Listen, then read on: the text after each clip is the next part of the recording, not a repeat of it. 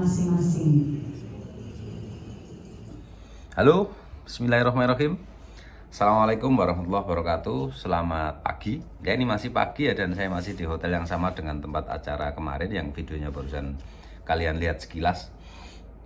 Sesuai janji saya akan bicara mengenai seller dan buyer. Kebetulan hari ini, kemarin itu yang pas seminar atau ya workshop kami itu tentang buyer Bars Inspection Report, karena kami operator dari oil bars dan satgas gitu ya. Di hari sebelumnya itu ada seller yang memang untuk orang operator yang mengoperasikan tanker gitu. Jadi beda ya, antara tanker dengan SPOB dan bars itu dibedakan perlakuan untuk inspeksinya gitu. Nah, seller dan buyer ini produk dari OCMF. Sebenarnya dari tahun 93, cuma kita baru diterapkan di kapal-kapal charter itu di tahun 2023 kemarin, bulan 7. Dan untuk OB, oil bars dan satgas dan itu SPOB itu diterapkan 1 Januari 2024 kemarin.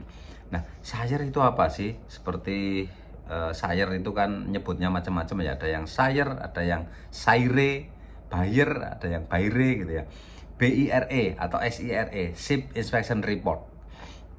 Itu produk dari OCMF, dan seperti halnya aturan-aturan kapal itu dimulai dari perkumpulan pelaut, pengusaha, surveyor mungkin ya waktu itu, rules kapal itu. Mereka berkumpul dan membicarakan mengenai kejadian-kejadian di kapal sehingga dibuat mitigasi atau antisipasinya supaya tidak terjadi itu. Nah, jadilah aturan, jadilah rules gitu ya. Begitu juga dengan OCMF ini, karena sering terjadi kecelakaan di kapal dan sering terjadi fatality, sehingga mereka berkumpul dan bertemu, berbicara, sehingga menemukan list-list, membuat pertanyaan-pertanyaan di kapal itu untuk yaitu tadi memastikan bahwa list-list itu tadi sesuai pengalaman mereka itu tidak terjadi di kapal-kapal yang akan datang seperti itu. Nah, itu OCMF ya, produknya OCMF atau seller itu tadi. Nah, seller saya mungkin lebih spesifik ke buyer ya, karena kita di sini memang kemarin diundang untuk operator bars dan SPOB. Maka di sini buyer atau BIRE itu tadi, Bars Inspection Report.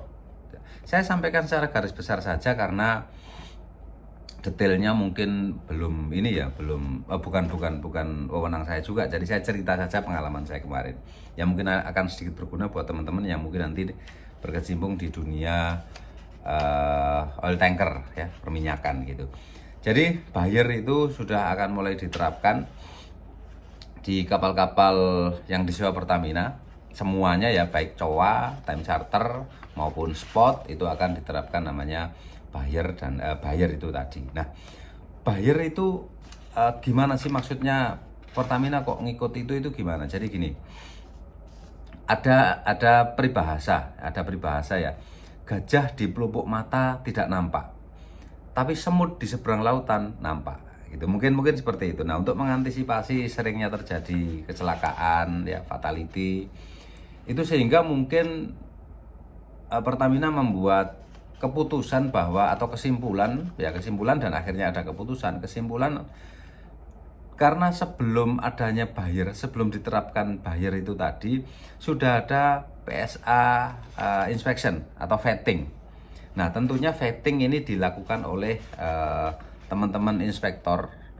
Ya, saya tidak mengatakan bahwa vetting itu kurang bagus, tapi ya itu tadi, gajah di pelupuk mata itu tidak nampak. Jadi kalau kita orang lokal kemudian memeriksa kapal lokal, merasa ada ini ya apa, kita sama-sama satu negara atau satu tanah air gitu. Jadi kalau masih bisa kemarin juga sempat disampaikan ya, kalau inspektornya dari lokal, ini bukan kalimat saya, ini kalimat dari salah satu narasumber kemarin, bahwa bahkan narasumbernya itu pejabat Pertamina ya, bahwa kalau inspektornya dari dalam negeri itu mungkin saja bisa bernegosiasi segala macam ya, karena ya hati nurani kita, misalnya ada temuan yang sangat strict, kemudian ayolah Pak minta tolong Pak, itu masih bisa. Nah, itu tadi gajah di pelupuk mata itu tidak nampak. Nah, kita menerapkan seller itu tadi gunanya yaitu biar orang luar yang meriksa kapal kita ya, dari OCMF itu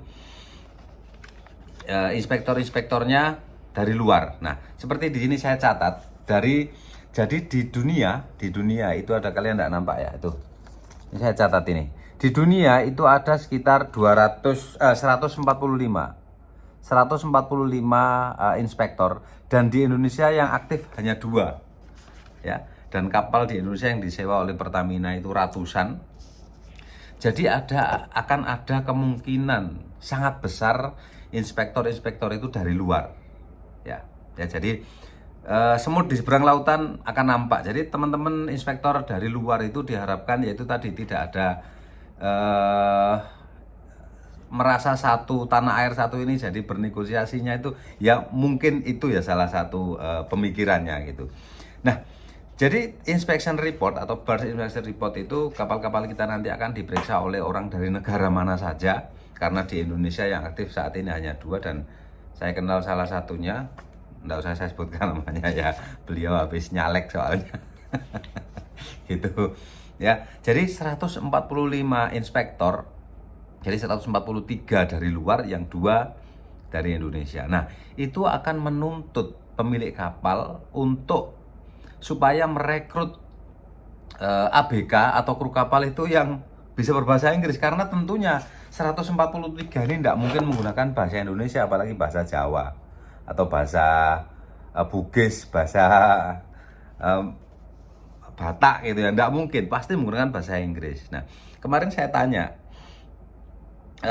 Pak, kalau misalnya surveyornya datang kemudian ngomong good morning, lalu dijawab sama ABK saya Waalaikumsalam warahmatullahi wabarakatuh, itu gimana gitu. Dan itu menjadi ketawa seluruh ruangan di seluruh audiens di ruangan itu ketawa ya, karena saya yakin teman-teman yang bekerja di kapal, karena ini ya buyer ini diterapkan bukan hanya untuk kapal-kapal gede ya.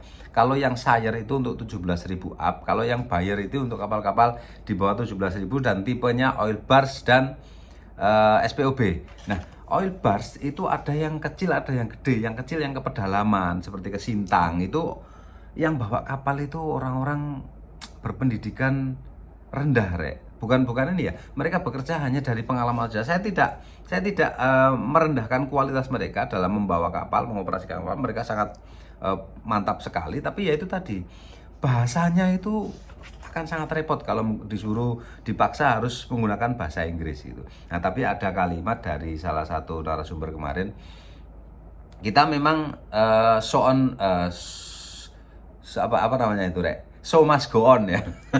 Show must go on. Jadi kalau kamu mau berada di lingkungan kita ya paksa, harus dipaksa. Memang harus dipaksa. Nah, antisipasinya tidak harus merekrut kawan-kawan yang untuk saat ini ya, tidak harus merekrut kawan-kawan yang pintar bahasa Inggris. Dan saya sampaikan juga, teman-teman pelaut kalau yang sudah bisa bahasa Inggris itu, Pak, jangankan disuruh ke pedalaman, Pak, disuruh di kapal yang kecil ya, yang beroperasi di antar pulau gitu, mungkin mereka tidak mau untuk saat ini ya, karena mereka merasa udah bisa berbahasa Inggris, maka saya akan ngelamar di tanker di luar negeri, atau mungkin di Saudi Arabia sana, di Australia, di mana seperti itu. Jadi akan sangat repot untuk merekrut teman-teman pelaut yang bisa berbahasa Inggris. Akhirnya kami ada ya solusi untuk sementara ini, kita menggunakan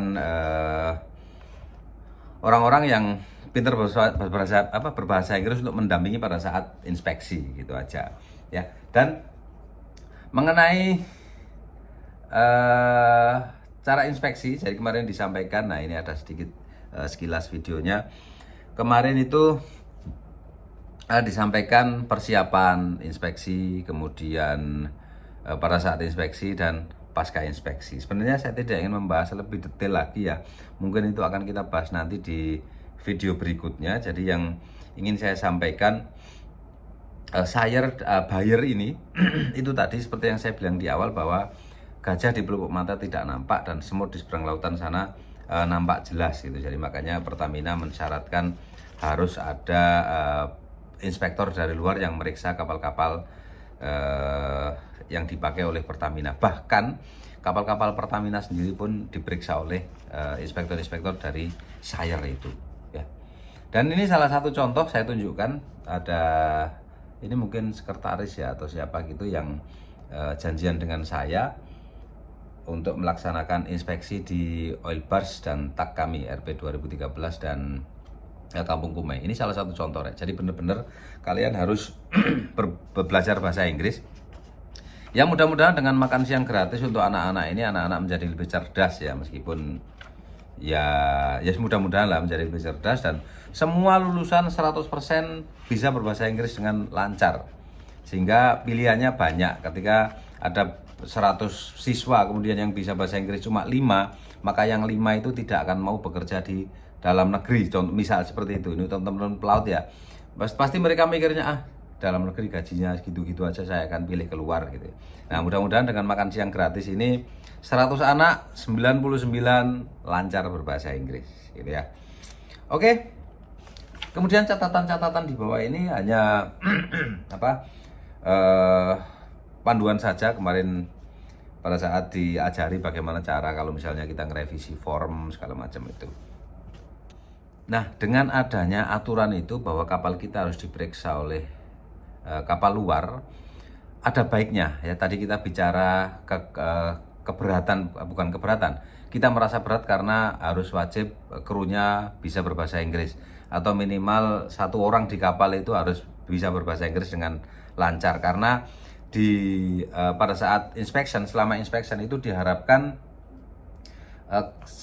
kru itu bisa menjawab. Jangan sampai karena terbatas dengan bahasa ditanya. Kemarin dikasih contoh ya, ada dibilang tidak ada. Jadi contohnya misalnya ditanya menggunakan bahasa Inggris, apakah di sini ada koreksi peta. Nah, karena tidak ngerti mereka jawab tidak ada gitu ya. Dan diharapkan teman-teman di kapal itu menyanggah. Misalnya contohnya kemarin saya kasih karena tapi ini sudah terlanjur ya. Jadi ada temuan bahwa pipa sounding di kapal kami itu kan menggunakan sounding tape. Ada pipa yang dibuka, kemudian kita sounding menggunakan sounding tape. Itu dijadikan temuan bahwa itu harus diganti menggunakan MMC yang sounding yang tertutup, dengan tujuan supaya tidak ada gas yang keluar dari pipa sounding itu atau close system gitu. Nah, itu secara aturan kalau misalnya teman-teman tahu tentang aturan pipa sounding, jadi tidak wajib. Jadi temuan itu bisa kita kita sanggah bahwa ini tidak wajib ya, tidak wajib close system ya. Sistem pipa sounding ini tidak wajib close system, sehingga kita tidak perlu mengganti sistem sounding dengan MMC itu. Karena apa? Kalau kita harus mengganti sistem sounding dari pipa sounding yang kita menggunakan sounding tape itu menjadi MMC, itu banyak pekerjaan ya, selain belanja peralatan MMC itu atau UT ya. Itu juga ada pekerjaan merubah tank table, karena di reference height-nya itu harus ada koreksi dari ketinggian MMC tersebut. Nah, itu salah satu contohnya. Kemudian ada lagi mengenai air pipe ya, ada secondary ya, jadi diminta secondary untuk pipa udara ya, secondary pipa udara, dan itu di rules, di SOLAS dan di BKI sudah ada bahwa secondary itu harus dipasang untuk kalau misalnya pipa udara kita itu jadi satu. Jadi misalnya ada 10 tangki, kita gabungkan pipa-pipa, kemudian hanya ada 1 pipa udara, pipa valve di atas itu hanya 1. Nah, sedangkan kapal itu masing-masing tangki ada pipa udaranya. Jadi saya rasa yaitu tadi tidak perlu dipasang secondary, hanya mungkin kita kurang di pressure gauge saja, karena untuk mengetahui tekanan misalnya air pipe-nya rusak atau macet. Tapi itu kecil sekali kemungkinannya, Rek, karena air pipe PV valve itu hanya dari lempengan saja, yang lempengan ya, jadi lempengan yang didorong oleh tekanan udara dari dalam, dan ada juga yang dihisap ya, karena pressure vakum itu PV valve itu pressure dan vakum. Nah itu jarang sekali macet ya, bahkan setiap setahun 3 kali ya, 3 bulan atau 4 bulan sekali itu kita tes lah seperti itu. Tapi tetap harus kita pasang menggunakan pressure gauge supaya ketika dia mampet kita tahu ya, pada saat loading atau unloading dia masih berfungsi gitu. Dan kalau tekanannya naik berarti itu bermasalah gitu. Nah, contoh-contoh seperti itu, jadi itu harus disanggah oleh teman-teman di kapal gitu ya. Nah, untuk sayar itu tadi atau bayar itu tadi sebenarnya ada untungnya tapi tidak berguna bagi kami ya. maksudnya ada untungnya tapi tidak berguna bagi kami. Jadi buyer atau seller itu semacam Instagram. Kemarin dikasih contoh Instagram ya. Jadi kamu daftar Instagram untuk perusahaanmu dan kapalmu. Jadi nanti data kapalmu itu di-share di OCMF itu, dan semua oil major atau perusahaan oil and gas itu bisa melihat spesifikasi dari kapalmu. Kalau mereka tertarik, dia bisa menghubungi kamu dan akan menyewa kapalmu. Tapi itu tidak bukan cita-cita kami ya. Cita-cita kami itu hanya semangat membantu melayani Pertamina gitu. Tidak ada ini ya. Itu untuk kami loh ya. Saya tidak tahu pengusaha yang lain. Ya mungkin keuntungan itu bisa berguna bagi pengusaha yang lain ya. Cuma bagi kami untuk saat ini sampai mungkin ya saya jamin masih 20 tahun, 30 tahun, 40 tahun ke depan itu kami masih fokus ke Pertamina ya. Jadi saya itu semacam Instagram. Jadi kamu menunjukkan, oh ini loh kapalku. Jadi kalau kita inspeksi, kemudian kita upload di OCMF itu, di Instagram itu, dan semua orang bisa melihat yang memfollow Instagram OCMF itu ya. Jadi bukan semua oil company di dunia, tapi oil company di dunia tentunya sudah gabung ke OCMF. Cuma misalnya pengusaha batubara tidak bisa ngelihat karena dia tidak tergabung dalam OCMF itu ya. Jadi pemeriksaan kapal itu bertujuan untuk melihat spesifikasi kapal kita. Dan kalau misalnya kita punya itu tadi cita-cita pengen kerja di Petronas atau supaya disewa sama BP gitu, mereka bisa melihat ya itu.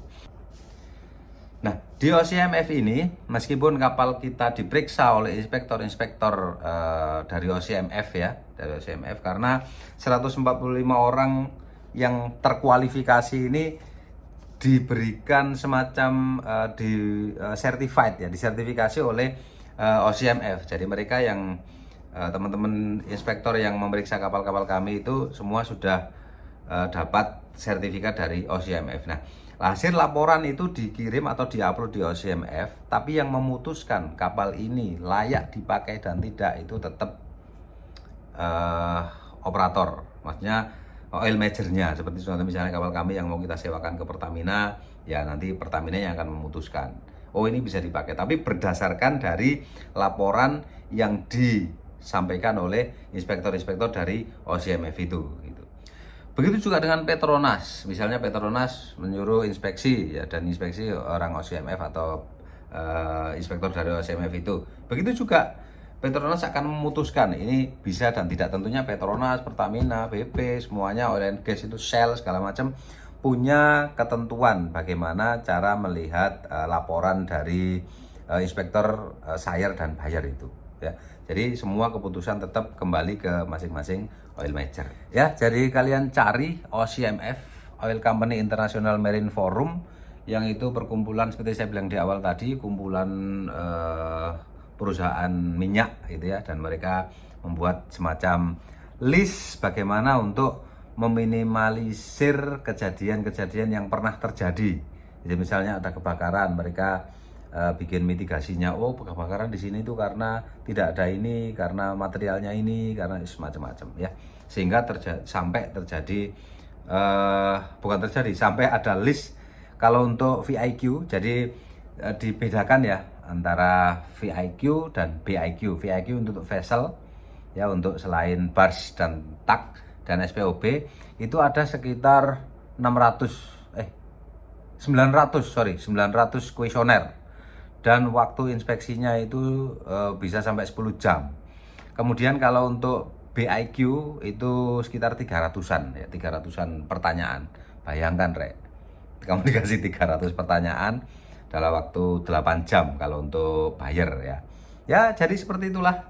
Seperti yang saya bilang di awal tadi, bahwa gajah di pelupuk manta itu juga tidak nampak, tapi semut di seberang lautan itu nampak. Jadi diharapkan adanya kekurangan-kekurangan kecil yang akan berakibat fatal bagi kapal kita itu akan diketahui oleh teman-teman inspektor dari luar.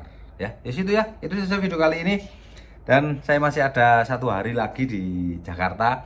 Sebenarnya sore ini mau pulang, cuma karena masih ada keperluan ya, masih ada ketemu sama temen nanti malam, makanya saya insya Allah pulang besok pagi. Ya, itu saja. Terima kasih. Kalau ada pertanyaan silahkan tanyakan di kolom komentar. Assalamualaikum warahmatullahi wabarakatuh. Sudah persiapan mau ke pindah kota ya gitu. Tapi ada yang menarik, tadi saya jam 10 sampai jam 12 itu ngikutin seminar. Nah ini ya. Jadi selain share dan buyer, Pertamina juga akan menerapkan kapal-kapalnya itu harus kelas ayak. Nah ini menarik. Kira-kira apa yang saya bahas di rapat tersebut? Nanti akan saya buatkan videonya juga, dan apakah kapal memang harus kelas ayak atau kelas dalam negeri saja, dan kenapa BKI kelas kapal kita ya, klasifikasi yang ada di negara kita itu sampai sekarang belum menjadi anggota ayak. Kira-kira kenapa itu? Nanti kita bahas pelan-pelan. Oke? Terima kasih.